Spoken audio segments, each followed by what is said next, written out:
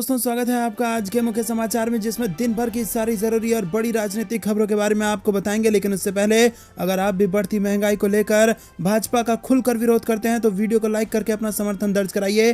Channel पर नए हैं तो लाल बटन को दबा के चैनल को सब्सक्राइब कीजिए और घंटी बजाकर कमेंट में लिखिए जय हिंद। दोस्तों, रुक करते हैं तमाम बड़ी खबरों की तरफ। ईंधन के बढ़ते दामों पर अखिलेश यादव ने उठाए सवाल। बोले अगर सब बाजार पर निर्भर है तो भंग कर दे मंत्रालय। जहां दोस्तों, ईंधन के बढ़ते दामों को लेकर समाजवादी पार्टी के अध्यक्ष अखिलेश यादव ने केंद्र सरकार पर जमकर निशाना साधा है। उन्होंने कहा कि अगर सब कुछ बाजार के हवाले है तो फिर पेट्रोल डीजल गैस का मंत्रालय किस लिए बनाया गया है। उन्होंने ट्वीट कर सरकार पर तंज कसा है। अखिलेश यादव ने ट्वीट कर कहा कि ईंधन के बेतहाशा बढ़ते दामों पर जब न कोई सरकारी नियंत्रण, न शासन, न प्रशासन, न प्रबंधन, न ही नियमन है और अगर सब कुछ बाजार के हवाले ही है तो फिर पेट्रोल डीजल गैस का मंत्रालय किस लिए। इस मंत्रालय को तत्काल भंग कर देना चाहिए। भाजपाई महंगाई जनता को निरंतर ईंधन से निर्धन कर रही है। दोस्तों, रुक करते हैं अगली बड़ी खबर की तरफ। बढ़ेगा सचिन पायलट का कद। सचिन की राहुल और प्रियंका गांधी से मुलाकात के बाद अटकलें तेज। जी हां दोस्तों, राजस्थान में तनावपूर्ण हालत के बीच सचिन पायलट बेहद तेजी के साथ राजनीतिक चर्चाओं का केंद्र बने हैं और सचिन पायलट ने दिल्ली में राहुल गांधी, कांग्रेस की राष्ट्रीय महासचिव प्रियंका गांधी और के.सी. वेणुगोपाल राव से मुलाकात की। जानकारी के मुताबिक इस दौरान राजस्थान को लेकर भी सियासी चर्चाएं हुई और गौरतलब है कि शाम को ही अजमेर में सचिन पायलट ने कांग्रेस में संगठन के फेरबदल संबंधी टिप्पणी की थी और इस मीटिंग के बाद पार्टी में सचिन का कद बढ़ने की अटकलें तेज हो गई हैं। दोस्तों, रुक करते हैं अगली बड़ी खबर की तरफ। भारत में कोरोना की चौथी लहर शुरू। गुजरात में सी वेरिएंट का पहला मामला दर्ज। 4 राज्यों के लिए अलर्ट जारी। जी हां दोस्तों, पड़ोसी देश चीन के बाद अब भारत में भी कोरोना वायरस ने एक बार फिर अपना पैर पसारना शुरू कर दिया है। वैज्ञानिकों का अनुमान है कि कोरोना की चौथी लहर जून महीने के दौरान अपने चरम पर होगी। वैज्ञानिकों के अनुमान अब शायद सही साबित होता दिखाई दे रहा है। केंद्र सरकार की ओर से 18 साल से अधिक उम्र के लोगों को कोरोना रोधी टीके की बूस्टर डोज लगाने संबंधी अनुमति दिए जाने के साथ ही प्रधानमंत्री नरेंद्र मोदी और गृह मंत्री अमित शाह के गृह राज्य गुजरात वायरस के नए वेरिएंट XI वेरिएंट का पहला मामला सामने आया है। और इसके साथ ही देश में कोरोना के बढ़ते मामलों के मद्देनजर केंद्र सरकार ने दिल्ली समेत 4 राज्यों के लिए अलर्ट जारी कर दिया है। रुक करते हैं अगली बड़ी खबर की तरफ। बिहार में बीजेपी जेडीयू के नेता फिर एक दूसरे के खिलाफ। जी हां दोस्तों, आपको बता दें कि बिहार विधान परिषद की 24 सीटों पर हुई चुनाव में जब से नतीजे आए हैं तब से सभी दल उसकी समीक्षा में लगे हुए हैं। मुख्यमंत्री नीतीश कुमार की जनता दल यूनाइटेड, जो इस चुनाव में 3 नंबर पर रही, उसके नेताओं की माने तो एनडीए के घटक दलों में एकजुटता का अभाव और परस्पर बयानबाजी के कारण मतदाताओं में भ्रम की स्थिति बनी हुई है। जनता दल यूनाइटेड के वरिष्ठ नेता और मंत्री विजेंद्र प्रसाद यादव के अनुसार हर दिन भाजपा के नेताओं के बयानबाजी के कारण एक भ्रम की स्थिति बन गई है कि बिहार एनडीए में सब कुछ ठीक नहीं चल रहा है। उनके अनुसार गठबंधन धर्म का पालन सभी दलों को करना चाहिए, लेकिन हर दिन भाजपा के कुछ नेताओं के बयान से एक गलत संदेश खुद एनडीए के वोटर के बीच गया है। यादव ने कहा कि अगर एनडीए नेता एकजुट होकर चुनाव मैदान में जाते तो परिणाम और बेहतर हो सकता था। दोस्तों, रुक करते हैं अगली बड़ी खबर की तरफ। प्रदूषण कम करने की दिशा में बड़ा कदम। जाने क्या है दिल्ली सरकार की योजना और किसे होगा फायदा। जी हां दोस्तों, दिल्ली की अरविंद केजरीवाल सरकार ने दिल्ली के कर्मचारियों के लिए बड़े सौगात का ऐलान किया है। केजरीवाल ने इलेक्ट्रिक 2 व्हीलर खरीदने वाले दिल्ली सरकारी कर्मचारियों को ये वाहन मासिक किस्त पर मुहैया करवाने का ऐलान किया है। दिल्ली में प्रदूषण कम करने के उद्देश्य से दिल्ली सरकार इलेक्ट्रिक वाहन के खरीदारों को प्रोत्साहित करने के लिए प्लान बना है। केजरीवाल सरकार ने ई साइकिल को बढ़ावा देने के लिए गुरुवार को एक प्रमुख योजना की भी घोषणा की और इसके तहत 10,000 इलेक्ट्रिक साइकिल खरीदारों को 5,500 रुपये का प्रोत्साहन भी दिया जाएगा। वहीं इसके साथ ही उन्होंने कहा कि ई साइकिल के पहले 1,000 खरीदार को 2,000 रुपये की अतिरिक्त सब्सिडी भी दी जाएगी। आपको बता दें कि परिवहन मंत्री कैलाश गहलोत ने बताया कि सरकार वाणिज्यिक इस्तेमाल वाली हैवी ड्यूटी कार्गो ई साइकिल और ई कार्ट की खरीद पर भी सब्सिडी देगी। रुक करते हैं अगली बड़ी खबर की तरफ। सीएनजी की कीमत में लगी आग। 1 महीने में 13 रुपये 10 पैसे बढ़ा भाव। 18 तारीख को हड़ताल पर जा सकते हैं कैब। कैब और ऑटो चालक। जी हाँ दोस्तों, आपको बता दें पेट्रोल डीजल के साथ साथ सीएनजी की कीमत में भी आग लगा हुआ है। राष्ट्रीय राजधानी में गुरुवार को सीएनजी के दाम में 2.5 रुपये प्रति किलोग्राम की वृद्धि की गई है और बीते एक महीने में सीएनजी के दाम 10वीं बार बढ़ाए गए हैं। सीएनजी की कीमत में इस तेजी के विरोध में शुक्रवार को दिल्ली के जंतर मंतर पर टैक्सी और ऑटो चालकों ने विरोध प्रदर्शन किया। उन्होंने किराए में संशोधन की मांग नहीं की।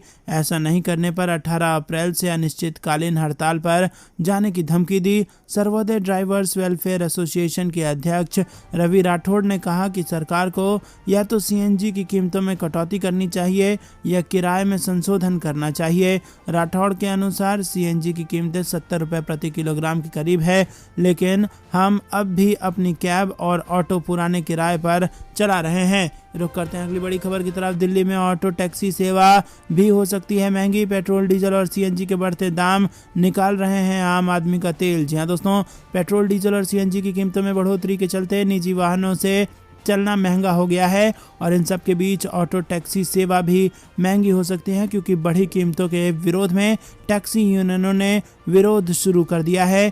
यूनियन सीएनजी की कीमतों में कटौती के लिए वैट घटाने की मांग कर रही है और इसकी शुरुआत शुक्रवार को दिल्ली टैक्सी टूरिस्ट ट्रांसपोर्ट एवं टूर ऑपरेटर एसोसिएशन के बैनर तले ड्राइवरों के धरने से हो गई है। रुक करते हैं अगली बड़ी खबर की तरफ।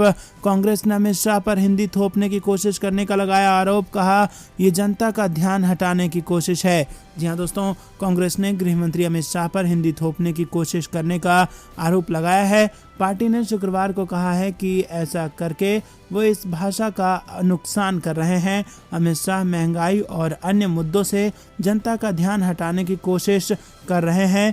कांग्रेस नेता जयराम रमेश ने कहा कि हिंदी राजभाषा है, न कि राष्ट्रभाषा, जैसा कि राजनाथ सिंह ने संसद में तब कहा था जब वो गृह मंत्री थे। दोस्तों, रुक करते हैं अगली बड़ी खबर की तरफ। उत्तर प्रदेश के मुख्यमंत्री योगी आदित्यनाथ कार्यालय का ट्विटर अकाउंट हैक, सिलसिलेवार किए गए कई ट्वीट्स। जी हाँ दोस्तों, आपको बता दें कि उत्तर प्रदेश के मुख्यमंत्री कार्यालय का ट्विटर अकाउंट शनिवार को हैक कर लिया गया।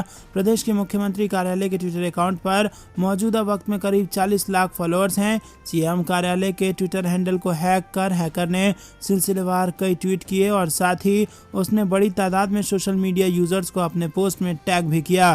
ट्विटर अकाउंट हैक करने को लेकर जानकारी उस वक्त सामने आई जब एक अज्ञात हैकर ने ट्विटर हैंडल का इस्तेमाल करते हुए ट्विटर पर अपना एक ट्यूटोरियल पोस्ट किया।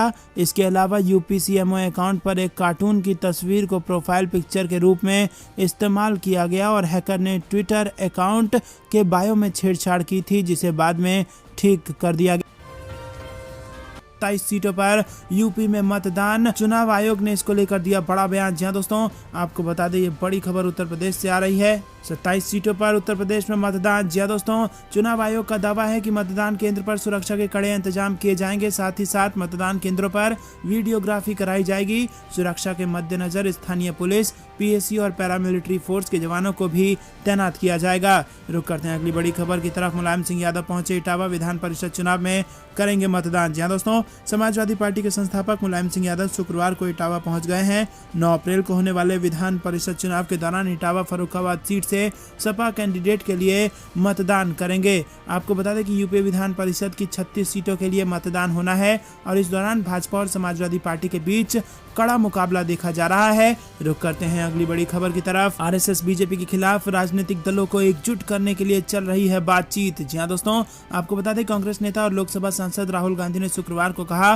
कि भारतीय जनता पार्टी और आरएसएस के खिलाफ एकजुट करने और इसकी रूपरेखा और क्रियान्वयन पर चर्चा चल रहा है। राहुल गांधी ने दिग्गज नेता और पूर्व केंद्रीय मंत्री शरद यादव से उनके आवास पर मुलाकात कर उनके स्वास्थ्य का हाल जानने के बाद शरद यादव को राजनीतिक गुरु घोषित किया। जब मीडिया ने शरद यादव से पूछा कि क्या राहुल गांधी को पार्टी अध्यक्ष बनाया जाना चाहिए, तो यादव ने कहा क्यों नहीं, अगर कोई 24 घंटे कांग्रेस चलाता है तो वो राहुल गांधी हैं। मुझे लगता है कि उन्हें पार्टी अध्यक्ष बनाया जाना चाहिए, तभी कुछ बड़ा हो सकता है। रुक करते हैं अगली बड़ी खबर की तरफ। यूपी बोर्ड में की परीक्षा में पकड़ा गया नकल का खेल, मुन्ना भाई समेत कई लोग गिरफ्तार। जी हाँ दोस्तों, आपको बता दें कि यूपी बोर्ड की परीक्षा में चल रहे नकल के खेल को रोकने के लिए गाजीपुर जिला प्रशासन कितने ही दावे करे, लेकिन पहले ही दिन इन दावों की पोल खुलती नजर आ रही है। परीक्षा के पहले ही दिन 2 मुन्ना भाई पकड़े गए हैं जो किसी अन्य के स्थान पर परीक्षा दे रहे थे।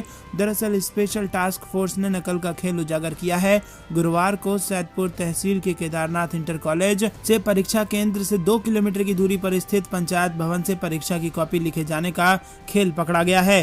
रुक करते हैं अगली बड़ी खबर की तरफ। शरद यादव ने कहा कि राहुल गांधी को कांग्रेस अध्यक्ष बनाया जाना चाहिए। दोस्तों रुक करते हैं अगली बड़ी खबर की तरफ। जेडीयू ने बीजेपी पर बोला हमला, कहा भाजपा के बड़बोले नेताओं की बयानबाजी के कारण एनडीए को हुआ था नुकसान। जी हां दोस्तों, स्थानीय निकाय कोटे से हुए विधान परिषद चुनाव परिणाम पर जेडीयू के वरिष्ठ नेता व सूबे के ऊर्जा योजना एवं विकास मंत्री विजेंद्र प्रसाद यादव ने कहा कि बिहार भाजपा के कुछ नेताओं की बयानबाजी के कारण ऐसी स्थिति उत्पन्न हुई है। बिहार भाजपा के कुछ बड़बोले नेताओं ने ऐसे बयान दिए जिससे मतदाताओं में यह भ्रम उत्पन्न हो गया कि